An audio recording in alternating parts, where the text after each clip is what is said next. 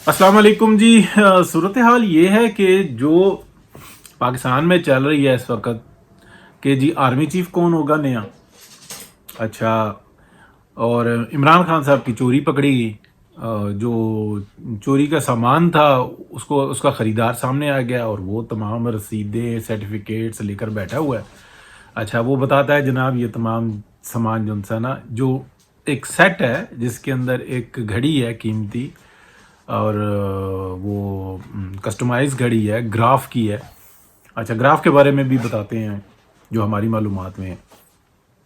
और क्या कहते हैं, कफलिंग्स हैं उसके अंदर, पेन है एक, यानी कि ये मैन वेयर्स जो इंसाना सारा है। तीन चीज़ें हैं उसके अंदर, पेन, कफलिंग और घड़ी।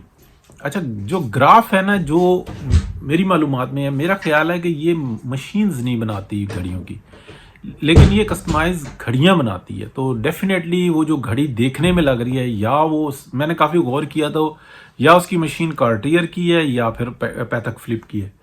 और इस तरीके से कस्टमाइज घड़ी है तो वो डेफिनेटली जितनी कीमत बता रहे हैं 12 से 15 मिलियन डॉलर की, तो ये बहुत नॉर्मल सी है, बहुत नॉर्मल सी है। बहुत सारे लोग जिनमें मैंने तलत हुसैन साहब को भी सुना कि जनाब जिनके पास पैसा हो, भाईजान ये दुनिया ही एक अलहदा है। जिनके पास एक्स्ट्रा मनी होती है और तो उनकी सोच, उनके मामलात इसी तरह के होते हैं। वो कलेक्शन करते हैं, वो टिकट्स कोई लेता है, कोई वेपन्स यानी कि असला पुराना जो उनसे ना वो इकट्ठा करता है, कोई कुछ करता है, कोई पुरानी गाड़ियाँ इकट्ठी करता है। घड़ियों के शौकीन बहुत है। जैसे जैसे आपकी रेंज बढ़ती रहती है वैसे वैसे आपकी कलेक्शन में जो इंसान है वो ये सोच में इजाफा होता रहता है। तो ये जो अच्छी बात करते करते ये जो कमज़ोर बात कर देते हैं ना बहुत सारे लोग, ये नहीं करने चाहिए कि यार जिनके पास पैसा बहुत है। भैया आपके पास पैसा है, आपने एक होंडा या करोला रखी हुई है, आप जो है जो दूसरी को सुजुकी कार क्यों नहीं रखते, कोरे क्यों नहीं रखते? इसलिए कि आपके पास पैसा है। आपके पास ज़्यादा पैसा आ जाएगा, मर्सिडीज रख लेंगे, बीएम रख लेंगे। आपके पास और पैसा आएगा, आपने और जैगुआर ले लेनी है, फिर उसके बाद मर्सिडीज ले लेंगे, फिर पोर्शे ले लेंगे। आप तो रुकेंगे नहीं ना, तो उसके बाद फिर कस्टमाइज लेना शुरू कर देंगे। तो ये इतराज़ नहीं करने चाहिए। ये मेरी एक बीच में एक्स्ट्रा बात आ गई। अच्छा, ग्राफ, टेफनी, ये जो उनसे ना ज्वेलर है एक्चुअली। और टेफनी जो उनसा ना इनके पास जो बड़े यानी कि इनके पास भी बड़ी ज़बरदस्त कलेक्शन है। अगर आप देखें तो पेरिस में जो उनसा ना वो टेफनी के बड़े बड़े स्टोर्स हैं, म्यूज़ियम्स हैं जो कि देखे हुए मैंने। और इसमें जो मैं फिर थोड़ा सा कोड करूँगा ना तो फिर वो थोड़ा सा मामला आ जाएगा मजहबी। तो इनके पास बहुत कुछ है, बहुत कुछ है। और इनके काम ऐसे ही होते हैं। ये ज़्यादातर जो उनसे ना कस्टमाइज ही कस्टमर जो उनसे है ना वो ऑर्डर कर रहे होते हैं। तो कस्टमाइज थिंग्स जो उनसे ना वो ऑर्डर कर रहे हैं कस्टमर्स। तो ऐसी सूरत हाल रहती है। अच्छा, इमरान खान साहब बहरहाल जी रंगे हाथों पकड़े गए हैं, लेकिन फिक्र की बात नहीं है। उनके जो हम ख्याल जजेस हैं ना वो पूरे तरीके से उनको हेल्प करेंगे। उनके पास केस चला गया तो वो कहेंगे अच्छा ठीक है, नॉर्मल। ये नवाज शरीफ तो नहीं है ना कि जिसके बारे में चीफ जस्टिस बार बार बुला के पूछे फैसला क्यों नहीं दिया। अच्छा, दो में से एक ही जो पर सुनाओ, बस नवाज शरीफ को इलेक्शन से पहले अंदर कर दो।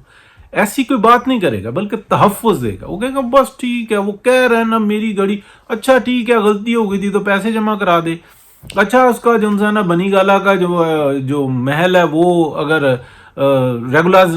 रेगुलराइज नहीं है तो रेगुलराइज कर दो। तो जजों की आज भी यही हालत है। ये जितनी पाकिस्तान में गंद मची हुई है ना उसके पीछे यही है। और उनके पीछे जो है वो हैं जो अब सियासत से हट गए हैं, शरारतों में घुस गए हैं। बस ये थोड़ी सी बात आप समझ लें कि हार्ड है। अच्छा, जो दूसरा मौजू है ना वो ज़्यादा अहम है। वो ये है कि फैज़ का मुस्तकबिल क्या है, आप ये देखें, और इमरान का मुस्तकबिल क्या है। ये दोनों एक साथ चल रहे हैं। ब्रांड किया जाता है किसी भी चीज़ को। ये 5th जनरेशन वॉरफेयर जिसका PMLN को अलिफ बे का नहीं पता, اور نہ وہ سمجھنا چاہتی ہے. مسئلہ بھی یہ بھی ہے, مطلب جو ان کے جو سیکنڈ ٹیئر ہے نا, وہ اپنی ٹاپ لیڈرشپ کو یہ بات کنونس نہیں کر پا رہی. جو مریم نواز جو کر سکتی ہیں, ان کے اوپر پریشر اتنا دیا ہوا ہے کہ وہ جو ہیں بس جلسے وغیرہ کر لیے, باپ کی لیگسی کو لے کے چل پڑی, لیکن وہ پارٹی کو آرگنائز نہیں کر پا رہی. تو یہ ایک بہت بڑا جو ہے نا لمحہ فکری ہے. اچھا, یہ ہوتی کیا, عمران خان کو جو ان کے جو یوتھیا بریگیڈ ہے نا, جو ان کے ٹاپ کے جو فالوورز ہیں, وہ کہتے ہیں ٹھیک ہے جو کچھ بھی چوری کی, ڈاکہ کی گھڑی اس کو ملی تھی, اس نے بیچی, رکھی, دی, لی, وہ وہاں پہ جائے گوگی کو بیچ دی, بس ٹھیک ہے, گوگی نے آگے مہنگی بیچ دی. اچھا, گوگی نے فراڈ کر دیا ہوگا.